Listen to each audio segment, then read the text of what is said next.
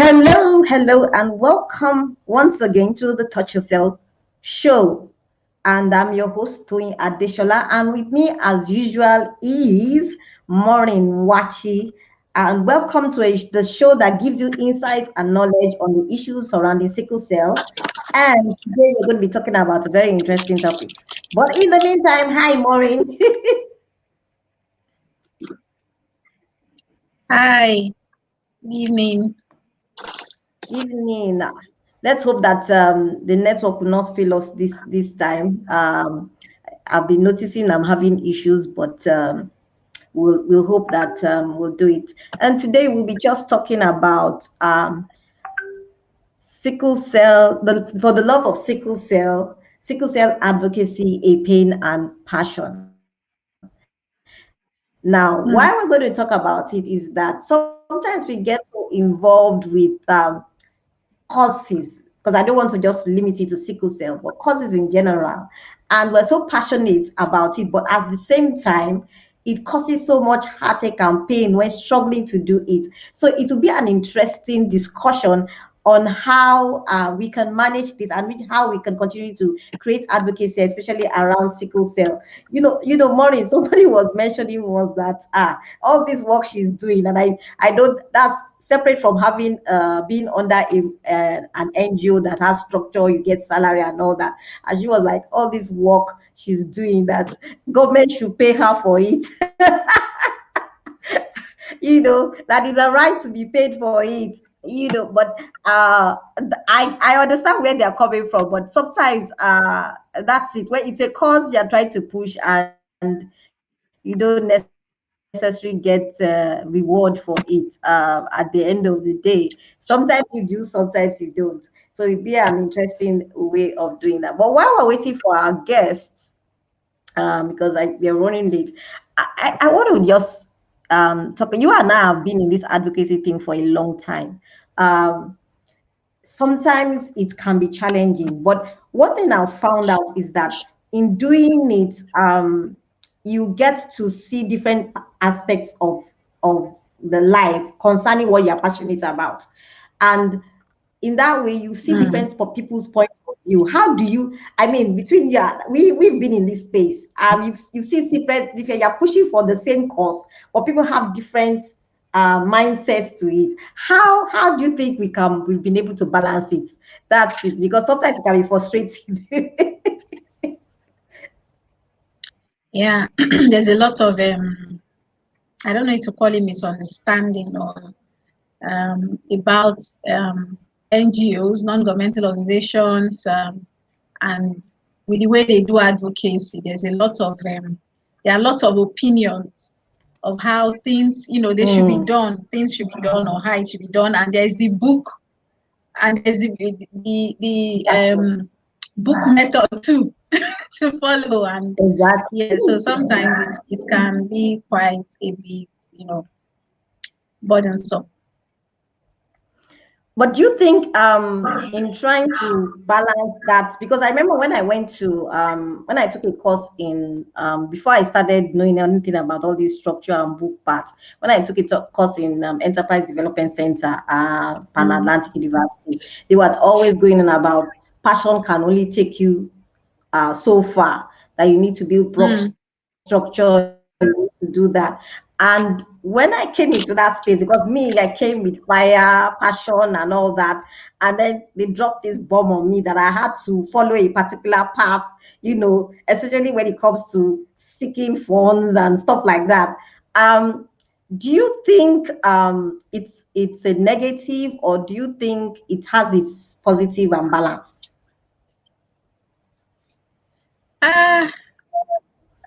Okay, so I think I actually get where the whole passion can only get you so far thing comes from, because you see a lot of people doing this work, especially people who are directly affected somehow, and they have the passion because of how they feel about the cause, or from the experience, what they have experienced. There's a lot of passion, but then there's a lot of I don't know the word to use now. There's not knowing how to go about it, the strategies and all that. There's no know-how. I think that's the know-how. It becomes difficult, and I think that's where people have a lot of issues with NGOs and people doing any form of advocacy. So yes, it's right. If you have the passion, you should also balance it with knowing how to, go by the book, how to put your strategies and things in place, how to work out your structures and processes. So yes, there should be a balance. Yeah, and I know that balance is always the where the quarrel is on the finance aspect, because there's what I call there are some solo non-profits, non-profit individuals. Let's put it that way, not Yes, non-profit non-profit individuals organizations. indeed. Who get into that space, and they use their money, they use their funds, they use everything, and then you have this structure that says you're supposed to be accountable for it every step of the way. It is not your money, it is under the trust of certain people, blah blah blah blah. And then because I remember I used to go to some NGO conferences, and you hear these people getting so emotional. It's my money, nobody is dropping a dime, government has not even given me a dime, and they want to take it from me, they want to do this. So in trying to in trying to get to that place, especially for people who are, because I think to me there are a lot more non-governmental individuals than organizations, because a lot of us, like when I started, I was part of the NGIs, me myself and one or two volunteers, trying to get in that space. And sometimes it can be pretty difficult to break away from that space. So you continue, especially with the cost of registration of an NGO in this country. How many people can even afford that over 100K to even register? But you're so passionate, you want to continue, and then you keep using your money, you sell something, maybe you decided to raise funds among friends and everything, and you now use that money. Do you think there is a way? Because sometimes I remember when I started, one of the reasons I had forced myself to register was because when you used to write for sponsorship, when you came as an individual, you are not easily recognized. Do you think for those people who don't necessarily want to do that whole NGO thing, because there's a lot of issues, you have to do returns, they have to do returns to CAC, to FIS, you have to register with Kumu. There's so much that people tend to run away, but they're passionate about doing something. They really want to do something. Do you think there should be a platform where people can come as individuals and want to do something?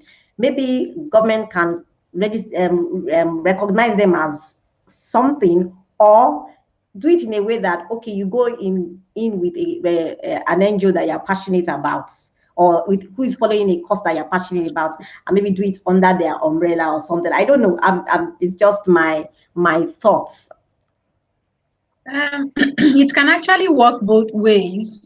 If the government can actually recognize the, I think the government can work both ways. The government can actually recognize these individuals and doing stuff for the cause their heart beats for. And they could also partner up with another organization, or work with another organization, collaborate even as individuals, or partner up with them by creating perhaps certain projects under a particular organization that they share same values with, at least maybe with some sort of understanding between them, because I know that's what causes issues most times.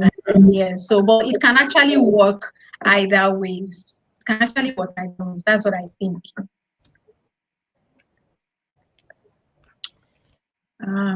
Like I guess Yeah, I don't know, Nigerian definitely network. can. Like you said, that sometimes we don't do. Yeah, definitely. I know that the challenge is that people always have that fear of trust, that some people puzzled out of a particular thing that they decide to run under an NGO. So there's that element of lack of trust among people, even in it's general for any business partnership. There's always this, oh, I can't go into partnership because I've had so many stories, and all that. So we have a challenge with one of our guests, which is not showing up. I don't know why he's not showing up. Yeah. Uh, yes. Okay. Sorry, just a second. Let's take it. So, Maureen, in the meantime, can you just share a bit of your journey with advocacy over the years while I try and sort out technical issues? Oh, okay. All right.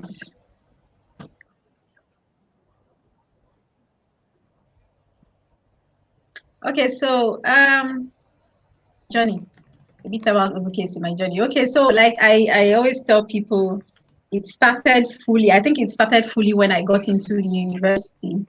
Um, I walked into my department the first day I walked into class. Actually, I saw my course mates, trying to settle down. You know how it is now. University, you're just starting up, filling out forms, getting set for classes and things like that. So my class representative actually gave me a form that I should fill out since I was a newbie, and I think I started late, maybe 3 weeks or a month after they had started or something like that.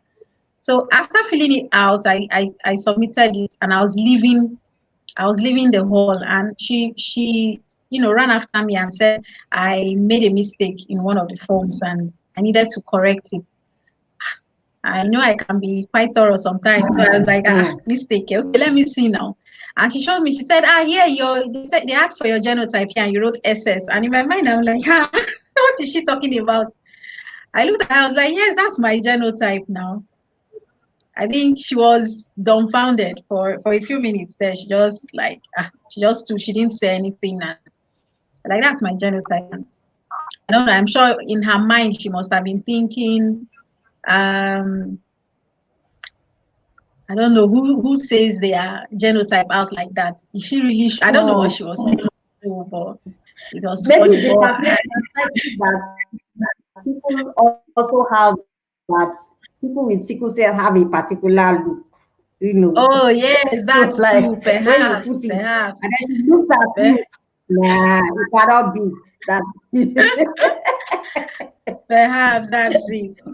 So I think after that episode, so over the course of the years in school, I had time to talk to a few of my colleagues, friends I made and all that, try to talk to them about sickle cell and, the little I knew about it then and what they could do. And just like that, that was how it started. And I came to Lagos to work and I started writing fully. I shared my experiences and I started writing about sickle cell fully before I met Auntie T here and before I actually joined the organization. So that has been my journey so far, so good. Yeah, yeah, wow. I think sometimes we are led to certain spaces without us thinking. For me, it was. I think I was just snatched and thrown into the wombs of the matter because I all my life I had no intention of getting involved in any such thing. It was me, myself, and I. Till I wrote my book, still standing. Then it grew me into this media foray that I didn't expect. In fact, every time I got called, people think I was stunned. I remember I remember the day I was on the show, Fumi on that show. That was my very first before they started doing the newspaper, the radio, and all that. And when I felt so tiny that she lifted me up in on the program. That wow, she feels like and this lady carried me up in view of everybody, and I was like, God, what am I doing? I doing here? And A that time whole I had new. not, all I felt I just came to do was talk about my book. Help me, exactly. And I remember my family GP was next to me, and I just felt small as it was. She was just carrying me up, and I was like, what am I doing here? I only came to talk about my book, and that was the beginning of a whole lot of journey. Because after I finished the show, people were saying, "No, you must go and start an NGO," and I was like, "What is my own with NGO?" Till somebody called me for another. Okay, yes, I remember it was Adesola's show. After the show, somebody called me and was talking about what their parents thought about him going to school, that he shouldn't bother. He's going to die anyways. So why bother going to university? So that triggered like a how would I call it, a matchstick, put a fire on me, and I just said, no, no, no, no, no. This can be so, that life can be Yeah. like this. We're still having issues, but in the meantime, if you want to join us, Yomi, hi. Yomi says, I mean, she must be thinking, how on earth can someone have SS genotype? Yeah, I'm sure, because I know somebody who is very tall and quite, and the person had Mm, sickle cell, and they couldn't believe it. I remember when I first started, there's a dancer friend of mine who had sickle cell, and he goes outside of the country mm. to do his program, and he had to call me that the doctor, he was in crisis, and the doctor didn't believe that he had sickle cell. So I had to tell them that yes, we are an NGO. The guy really has sickle cell, and that is because everybody has this mindset, you know, that okay, is his network. Oh, hi, Yomi, your network is very poor, fortunately. I think that's the challenge you're having. Um, Oh Yes. dear. Okay. Anyway, we keep talking about it. And if you want to come online, you want to Yeah. come online, let's Dr. begin. Rhoda is This is the gist for me. she's also trying to join in. Hey. Join. Okay. Okay, Yeah, she's I think we finally should ring a joined. bell for. Congrats. Yes, all of them. Yes. Hello, Ayo. Hello, Dr. Rhoda. I'm very Nice to sorry, finally Dr. have you on Rhoda. board. That's okay. Yeah. Can you hear us very well? Yeah. Yeah, sure. Ayo, I can can you hear hear you. us? Yes, I can hear Because you it says guys. you are freezing. Okay. All right. Thank you very much. Welcome to the Thank you show. very much. First of all, we have two lucky guests we have with us. Dr. Rhoda Peter Asuquo, and she's a medical doctor by profession and the founder of Sickle Cell Care and Healthy Living Foundation and the anchor of Health with Dr. R. She's passionate about child health, sickle cell, and preventive medicine, hence and her interest in public health. And she also loves traveling, creative art. My fellow person, I love creative art and humanitarian services. Welcome to the Touch a Cell show, Dr. Rhoda. Thank you very much for having me. Thank you. So, and then we have with us Ayodeji Oloye. He holds a bachelor's degree in economics, international economics at the master's level, as well as banking and finance. When I was reading your bio, I was like, man, this guy don't try. He's also a certified aquaculturist par excellence, trained by the Nigerian Institute of Oceanography Marine Research. Presently, he's a media director, web designer, photographer, and a fish farm consultant. He's happily married with and blessed with a child. He is a sickle cell warrior. So, welcome again, once again. Thank you for coming on to the show. Uh, while you are trying to get in, we are just discussing about advocacy and how challenging it can be, but people tend to be passionate about it, but they don't know that it's not as simple as it is, and it requires a lot of how we call it passion and and purpose to be able to continue doing it regardless of what's going on around you. So, Dr. Rhoda, I'll ask the first question. And that will be like you've been how long have you been involved with advocacy? And just tell us your journey so far on deciding to go this way, especially with sickle cell. Okay, I started in 2017 when I just got into the 1 year national youth service girl service. Sorry, the compulsory service that you have to do as a core member in Nigeria. Already, I had a background where I had my relative who actually died from sickle cell complication.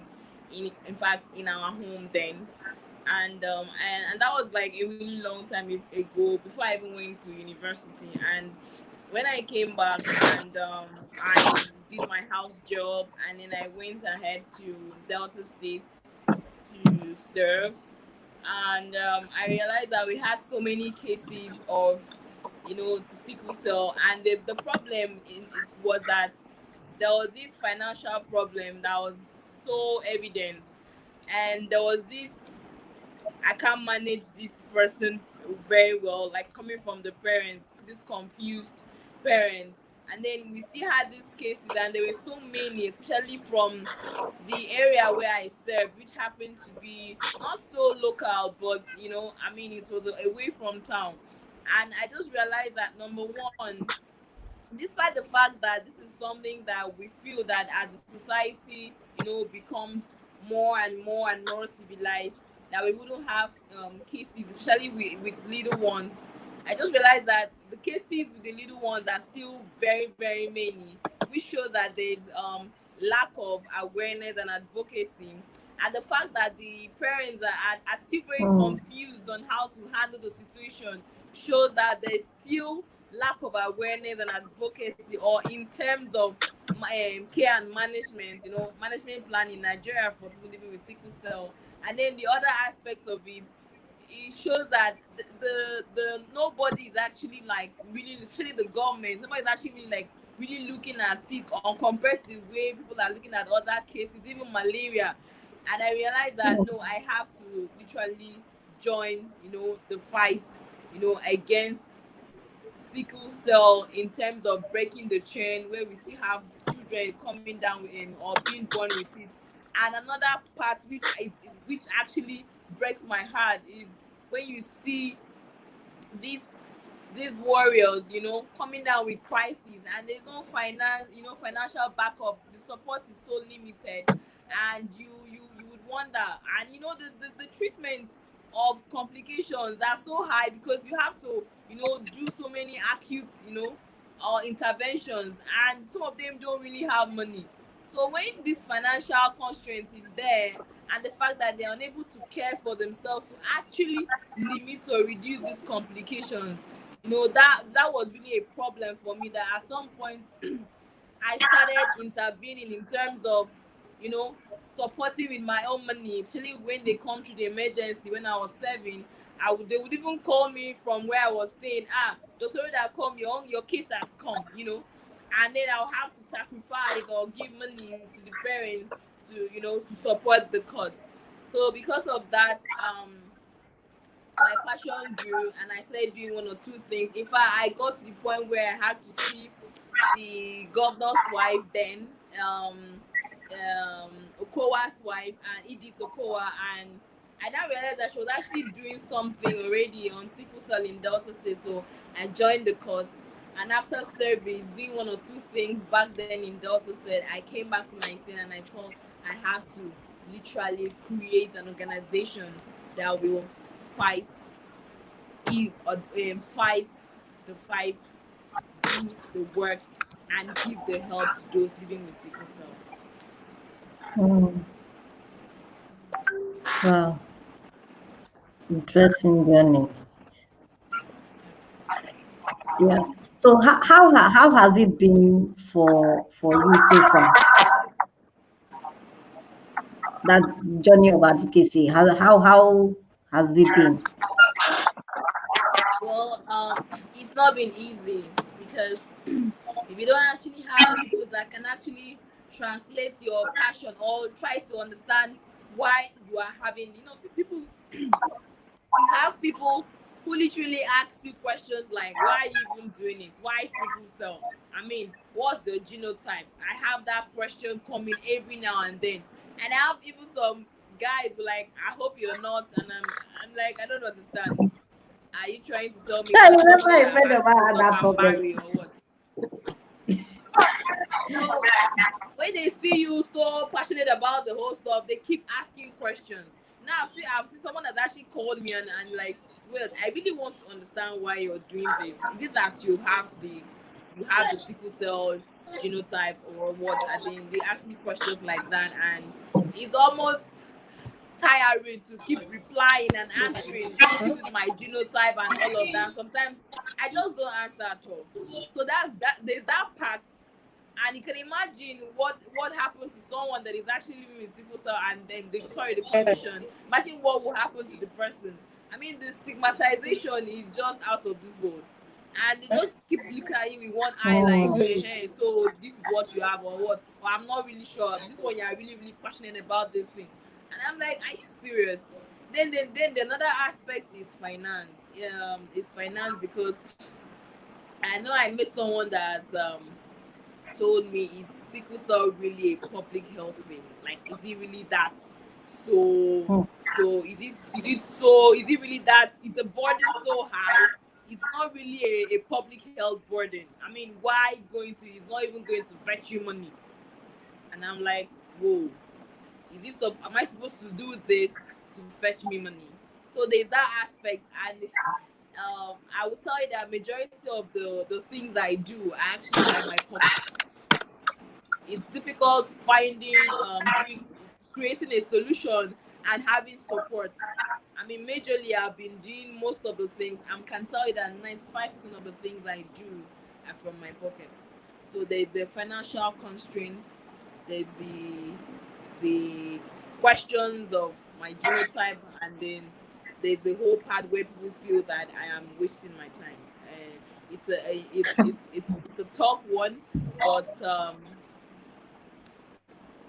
it's something I'm literally passionate about, and I intend doing what I have to do in order to see that things are being done in a certain kind of way for those living with sickle cell, and in breaking the sickle cell chain, because it's actually very important, because people just feel that what's that one now? After all, they say, is there nothing? There's nothing that God cannot now.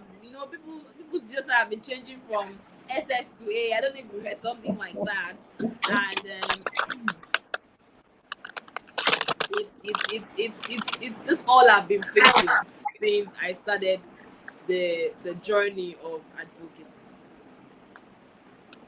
Well, that's quite a lot. It's actually very saddening to hear people wonder or think it's really not a problem. But I don't know. Should I say their feelings or thoughts are valid because they really don't know, and this is where advocacy actually comes in. Having to create more awareness for people to understand it properly, because you still get people who think, if I have money, then there's no problem now. I can have a child with sickle cell. So they think it's all about money to buy medication or go to, they don't even know beyond just having normal vaso-occlusive crisis. There are other It's a forms of lot. complications, organ failures, bone infections, and a lot of other things. So they don't know that. So we'll just keep doing our best. We'll just keep doing that. It's actually really, really saddening to hear all this. So I know you've said you do most of what you do from your pockets, and I don't know, do you have colleagues that actually are interested and as passionate as you are? Because I seem not to see a lot of healthcare professionals take onto this.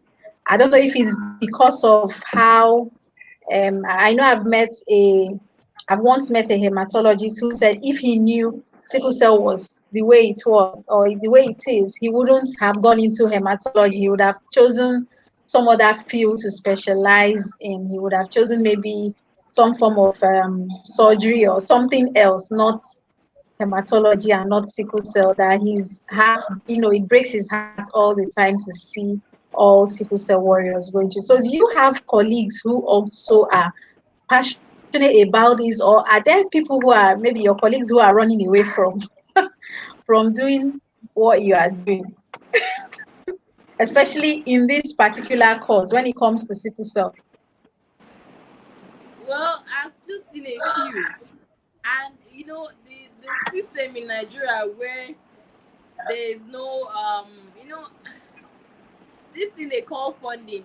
Trust me, if you have a grant, like a huge grant, you will see so many people, even the ones that are not even passionate about it, they will all come to to work with you. That's just the truth. So we have to be very realistic. Even if you sell the idea, they'll like, oh yeah, I really do like what you're doing, and then you guys, it's very difficult for you to drive, especially when they are not seeing eye to eye with you in terms of how passionate you are about this thing. Yeah, because I for one know fully well that if I know how it is. If you say, let's work together, you have some sort of stipend, and of course, a lot of people will jump the bus just to work with you, and that's just it. And I hope the working with Yeah, what do you say?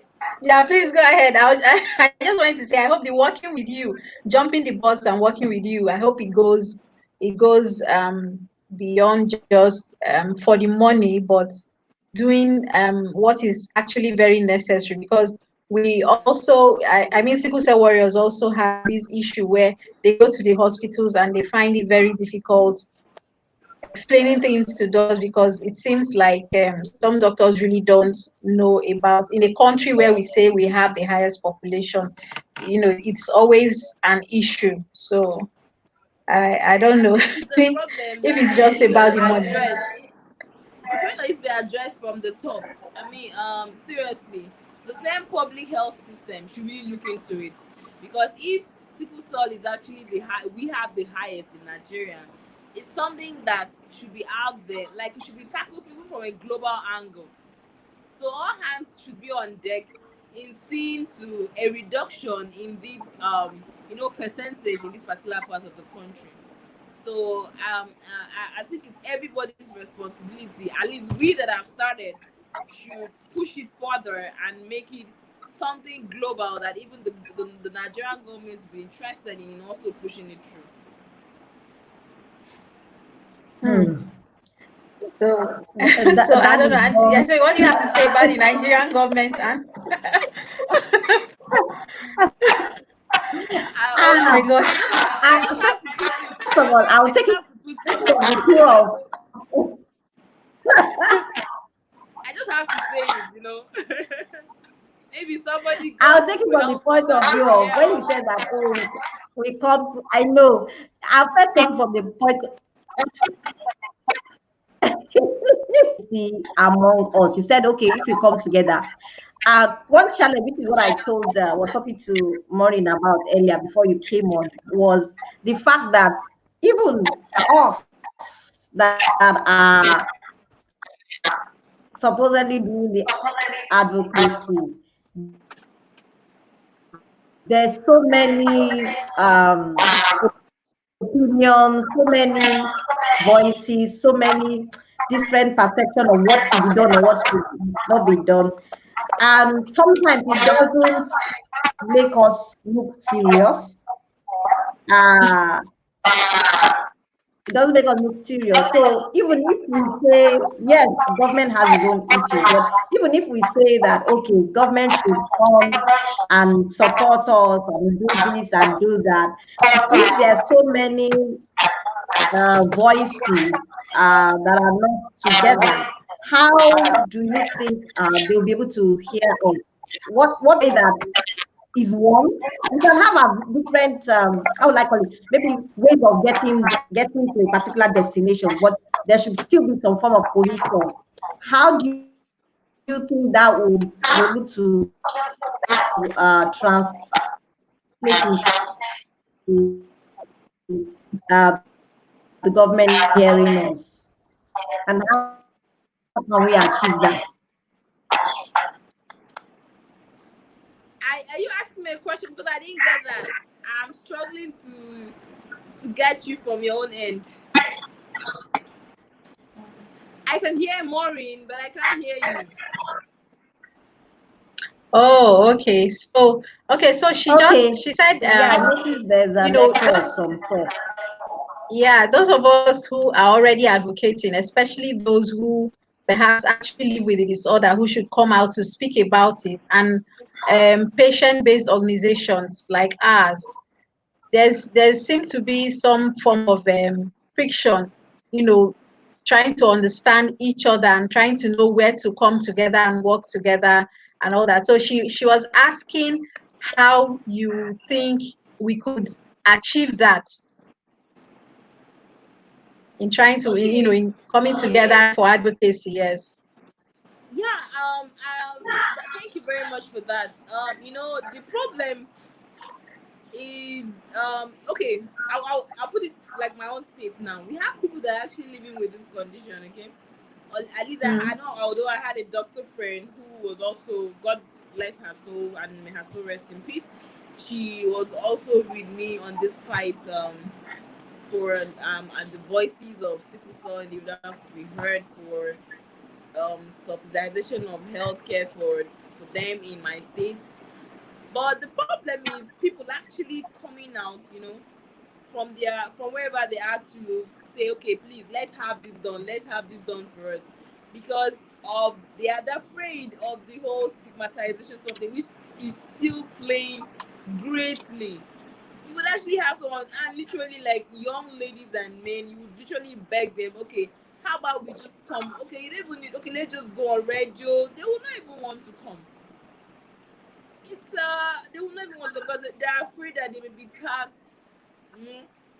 as individuals living with sickle cell. It's really sad, but that's like the order of the day. I'm telling you, you can have someone very interested and in what you're doing. If you're even talking about advocacy, even to come and get treatment, like come out of where they are to come and get treatment, is so difficult because they are afraid of stigmatization. So that is plain as that's like a major setback in terms of having many voices. For they would actually would love to join a group on WhatsApp, okay, and there'll be so many on WhatsApp, but when it is time for them to actually come out to the streets, to push or to get the government, you will not find up to 5 people. Yeah, You won't that's find up to true. five. You won't find up to 5 people.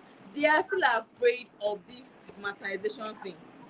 That's just the truth. So I feel like the few ones that we have in the nation, we can actually form a network that can actually work, okay? A network of all the sickle cell organizations in Nigeria. I feel that should be done. And then we have like an organ and how do I put it? Yeah, a body where we meet and then trash out this thing on how to even, go about making our voices heard, go about, passing some health bills, you understand, to the government and making those things to be done. You can't do that just as a single entity. You must be a conglomerate of different bodies, you understand? And then this we now come as many but with one voice and will be heard. That's what I think. Yeah, Yeah. exactly. Yeah, that's very true. We're actually trying to do that, although we all think it takes a while. We have a coalition which is not yet registered, but we're trying to build our structure so that we can easily register because of the CAC clauses and all these other issues. But it's something. we're looking at. But at the same time, you always find even within that space of bringing people together, there's always a divergent view of issues. I know currently there's a SCD bill that was brought in last year. And I know that we went for the third reading actually. We didn't know when we went through first and second reading, which is part of what we say about knowing what is happening in our space. We went for the third reading, and they will put the report at the Senate as of Wednesday. We're still trying to figure out what reports they provided. But these are the challenges we face because everybody is being individualistic in their own space, Yeah. that there's no interconnection on what is going. Even where there's Yeah, seemingly supposed to be an interconnection, there's all the behind the yeah, scenes movements of things, yeah. because I want it this way, whether or not for selfish reasons, I wouldn't know. But at the same time, it doesn't give cohesion to us as an organization of people living of NGOs with sickle cell. That's the unfortunate reality. Um, You're right. I mean, there was a time when I have just started. I reached out to an organization that has done a lot already in sickle cell. I'm like, please, I need to understand some certain things. Can you help me? Can you put me through? You understand? And they were like, okay, you're welcome on board. Just do you. Try to do you. You know, do what you can. You know, and I'm like, this is me doing something in a place. It's not in your place, and nothing like that is in this my area. Like the Akwa Ibom State, okay.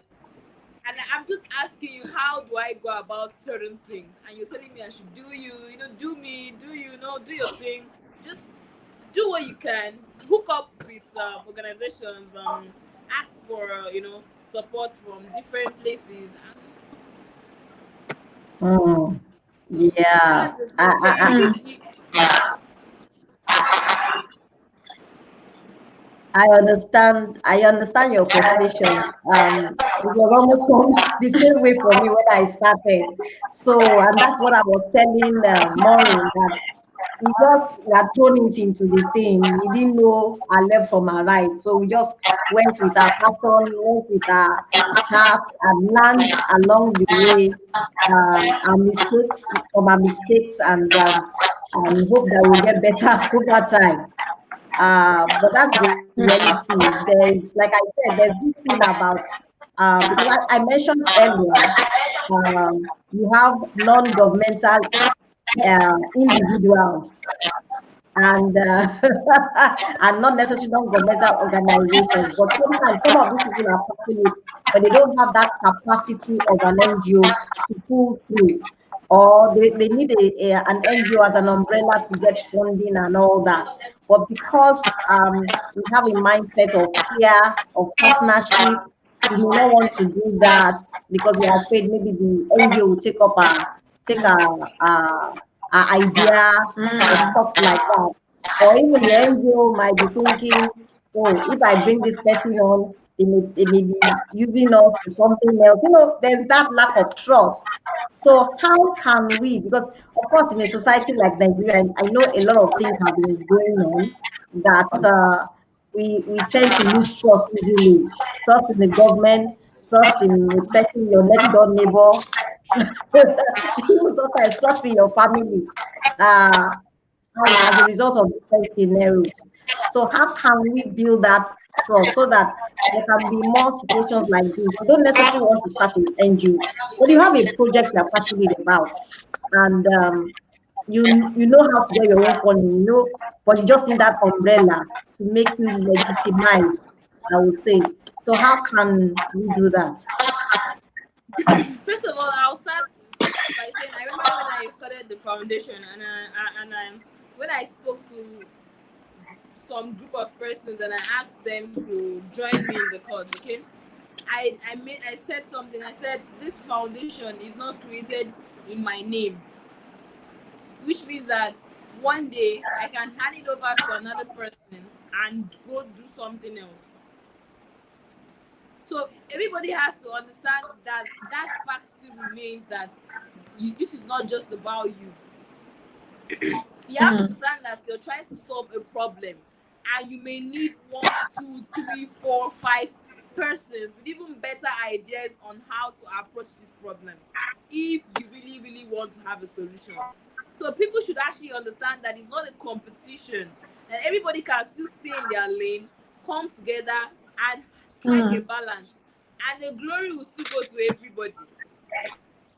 Now, I remember when I had an issue with somebody. I did not necessarily an issue. I realized that whenever I go to tell her, can we work together? She's always laid back. Can we work together? She's always laid back. Then I realized that she felt that I probably may come and take up her space. I probably may come and take up where she normally had her connections from, because maybe somehow my voice was stronger. And when I realized that, I had to sit her down and tell her that, I think I told her I said something like, the kingdom of God suffered violence, and the violence was taken by force. That we are on the streets. You understand? So you have to pick your own side of the street and dominate it. Doesn't mean that all of us cannot go through the streets. That I will not try to be calm so that she can be bold. That we can all at the same time be bold, and we can all at the same time be calm. So people need to understand that fact, that we are all on the streets. And the streets, the aim of the streets is to bring a solution, except you're just there to just buy and leave, or you're just there to sell and leave. But if you have the intention of staying on the streets and being a king or a queen of the streets, somehow you have to work together. But you need to have a strong mind, and you also have to have at the back of your mind, in fact, there's nothing that exceeds your passion. Nothing can exceed your passion, because passion is something that is so strong that no matter what happens, you will still come on and you still stand out, because you have your own ideas. And you need to understand that this is a selfless game. Nobody is trying to get the glory. And you also have to understand that even after years of doing this and leaving this earth, that somebody will still take up these things. And the name of the foundation will not be in existence anymore. But the fact that you were part of a system that brought solution to a particular problem. Yeah. So if the issue is about this, you can always have a memorandum of agreement. Exactly. There is nothing as wonderful as an addendum or a memorandum of understanding. Even if you are 10 people, you understand? You can say, this is what I want. Another person can say, this is what I want. And then you're like, okay, this is all what we want. I think we can come to an agreement on how we can still achieve what we want. And at the end of the day, still together bring up a solution without being at each other's throat somehow, or competing for something, or thinking that one other person has eaten more money than the other person. So I feel at the end of the day, for us to come together, we need to have that level of understanding. And I think we Nigerians understand it in paper. So I feel that should also happen. Even if we are 20 or 30 organizations coming together, we can strike that deal and have it in paper, so that we all have, at the end of the day, have the glory that we all want. The ones that want glory can take their glory and eat it.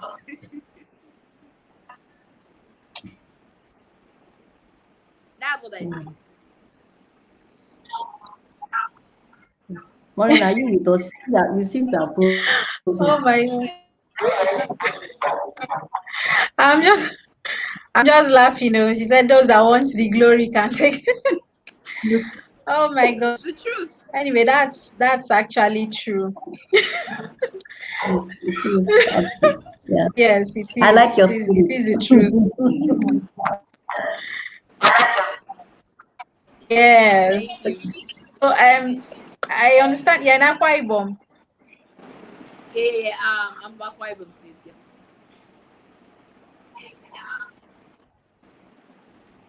Oh wow, that's so far from us.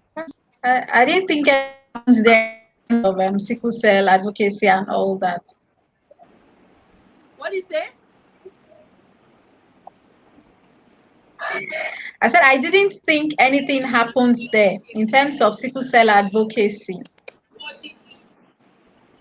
Well, it's not a popular place, so our things are headed. There's what we call trickles. But we are doing something. We're trying. Yeah, yeah. And Are in you this still with part, us? Because you seem and in this frozen. part, okay. No. Wow,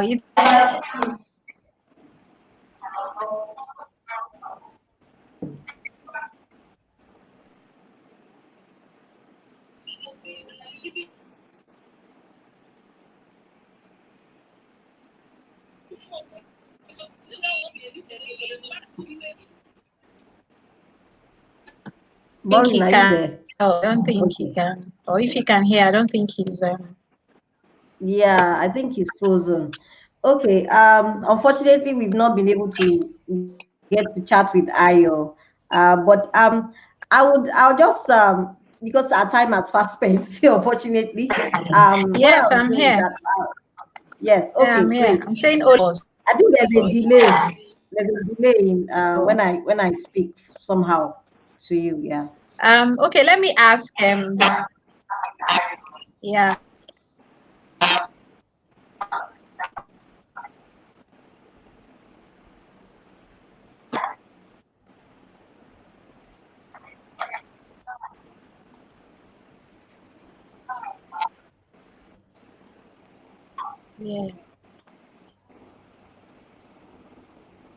Go There's ahead. act you think we could make warriors come out to be their own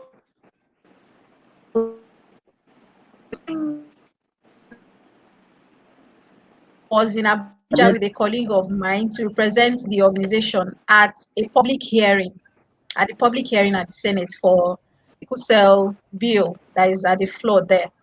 And these people see a lot of sickle cell warriors since it is about them. They expected to see them there come speak for themselves, and they didn't see them. So I felt disappointed. A few of us who were there felt a bit disappointed. So is there something you could do to perhaps urge warriors or help them see that without them being their own advocates, this change that everybody is clamoring for, it might not come as quick, as fast, or as easy as it should? Do you think the way to lure them out? Tell them you have to somehow speak up. Well, I think it's even better at that your end. I mean, Lagos, Abuja, and the rest, because I'm telling you, it's a whole lot better. Here, down here with I don't know how it's difficult yet to even have them to even sit in one place, and they'll be telling you, they'll come to the doctor, please, is that person a warrior, or is that person who is this person? Like, I don't want the person to know that I have it. Like, is that bad? Like, in a meeting amongst yourself, you're still asking questions. So Yeah. but I realized that, and then it's difficult. So it's actually very difficult, because I know of someone who came with the hope that as he just comes, he's going to get the a hip replacement surgery immediately. And when it wasn't forthcoming, it was postponed and everything. He became discouraged and laid back. And it's almost looking like, you have money to move yourself about. Me, I don't have, so let me come out, just stay where I am. It's almost like it's your thing, it's your fight, and then you yourself, you can easily, and it's difficult. It's also very tough on my own, because it's almost like I don't know what you're going through, in terms of you're the one living with the condition. I'm not the one living the condition. So so it's always difficult for me to actually really like put myself in the shoes to really understand what the person is going through. So it's even much more burdensome, to get. But I just realized that I had to go on my knees, and then I asked God, I'm like, what do I do? Because the truth is, I'm not doing this because I want any glory or any vainglory at the end of the day.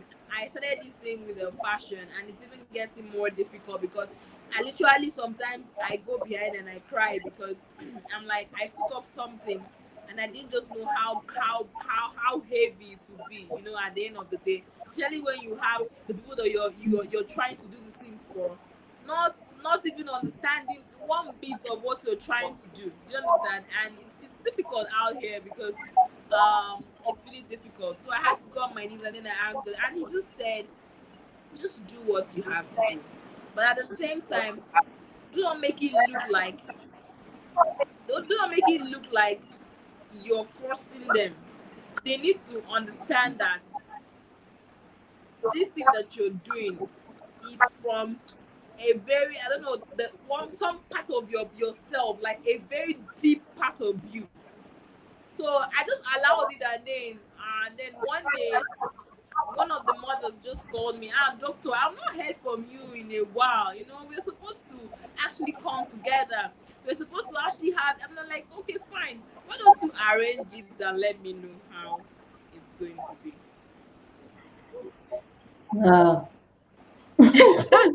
And then the next thing she called and she gave me a feedback. I'm like, okay, at least I'm glad that out of the number of persons, and I'm trying to, one person has actually seen the need, to have this particular thing done.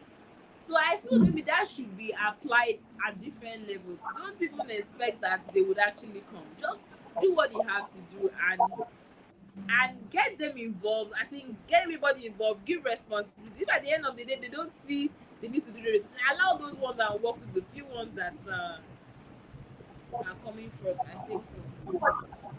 I don't know if I'm making any sense at all. Yeah, definitely. Thank you so much. We've got to wrap up. Thank you for joining us, despite the bad network and all that. I'm sure those watching the replay later will be able to get something out of it. And my hope and prayer is that we'll all get connected and get more involved, especially now that there were ways in which we can start having a bill put forward.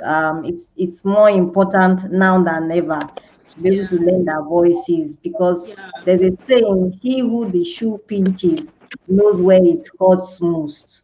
yeah. So we can't allow others to speak for us. We have to speak for us. So instead That's of right. groaning and moaning and saying government does not do this, government does And not do yeah, that, yeah. it is best that we open our mouths and say what we want government to do. So thank you so much for Thank you for having being me. on the show. Over to you, Maureen. Thank you so much, Dr. Asuquo. It's been a great learning time with you, and I don't know. We hope to meet you in person sometime very soon, and do Amen. more of this. I hope. I'm really sorry again for for what happened, the mix up earlier on. Yeah. That's So okay. for our viewers out there, I believe they can follow you on Instagram at that should be with Health with Dr. R. So I'm going to put it up right now so that they will see it, and because you actually do have, I believe you actually do have a lot of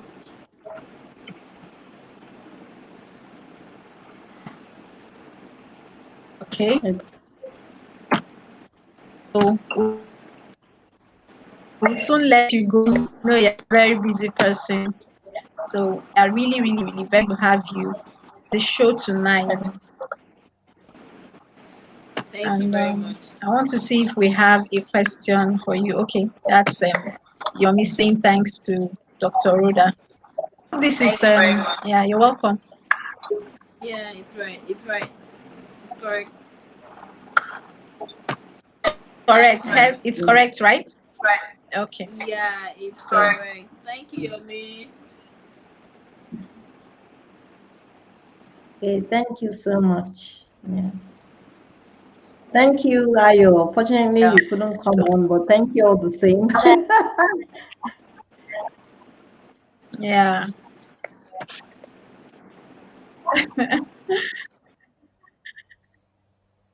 So thank you, viewers. Thank you for staying with us again, and we'll come your way again next same time next weekend. So stay tuned. The show is getting more interesting. So make sure to invite your friends and on the show. And do not forget the Touch Yourself show with Toyin and the Gang is a production of Sickle Cell Advocacy and Management Initiative. And if you are in Lagos, our live radio show goes up every Wednesday at 7 p.m. Star FM 101.5. So it will come your way again next time. Thank you and good night. Thank you, everybody. Have a lovely, lovely Sunday. Goodbye.